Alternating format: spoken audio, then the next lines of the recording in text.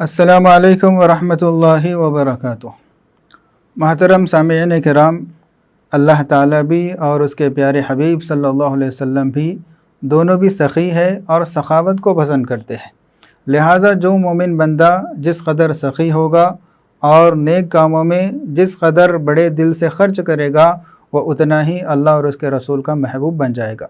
نبی کریم صلی اللہ علیہ وسلم نے تو ارشاد فرمایا کہ اگر میرے پاس احد کے پہاڑ کے برابر بھی سونا ہو تب بھی مجھے یہ پسند نہیں ہے کہ 3 دن گزر جائے اور اس میں سے کچھ بھی میرے پاس باقی رہ جائے، یعنی سارا کا سارا میں اللہ تعالیٰ کے راستے میں اور نیک کاموں میں خرچ کرنے کو پسند کرتا ہوں۔ ہاں، تھوڑی مقدار میں روک کر رکھنا پسند کروں گا، وہ بھی صرف ان قرضوں کو ادا کرنے کے لیے جو میرے ذمے ہے، اس کے علاوہ سب کا سب میں خرچ کرنے کو پسند کرتا ہوں۔ ایک اور روایت میں آپ صلی اللہ علیہ وسلم نے ارشاد فرمایا کہ ہر روز صبح کو آسمان سے 2 فرشتے اترتے ہیں، جن میں سے ایک یہ کہتا ہے کہ اے اللہ، جو سخی ہے، جو مال کو خرچ کرنے والا ہے نیک کاموں میں، اس کے مال میں برکت عطا فرما اور اس کو بدلہ عنایت فرما۔ تو دوسرا فرشتہ یہ کہتا ہے کہ اللہ، جو بخیل ہے، مال کو روک کر رکھنے والا ہے، اس کو تباہی سے دوچار فرما، یعنی اس کے مال کو ہلاک کر دے۔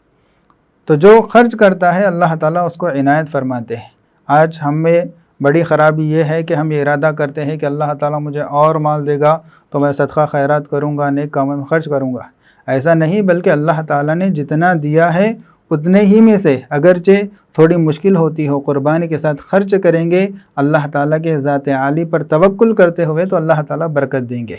جیسا کہ ایک حدیث میں آپ صلی اللہ علیہ وسلم سے پوچھا گیا کہ کون سا صدقہ افضل ہے، تو آپ صلی اللہ علیہ وسلم نے ارشاد فرمایا کہ وہ صدقہ سب سے افضل ہے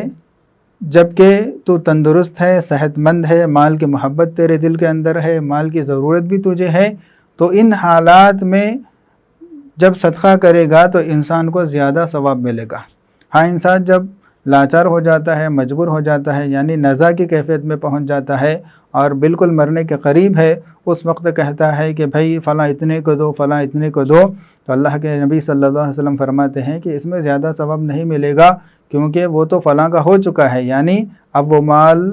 وارثوں کا بن چکا ہے۔ انسان نزا کی حالت میں پورے مال کو خرچ بھی نہیں کر سکتا، بلکہ اس کا اعتبار بھی نہیں ہوگا، بلکہ 1/3 یعنی 1/3 میں سے ہی وہ وصیت کر سکتا ہے۔ اس لیے جس قدر تنگی میں خرچ کریں گے اللہ تعالیٰ کے نزدیک وہ اتنا محبوب ہوگا اور اللہ تعالیٰ اس کا اتنا زیادہ اجر و انعام نصیب فرمائیں گے۔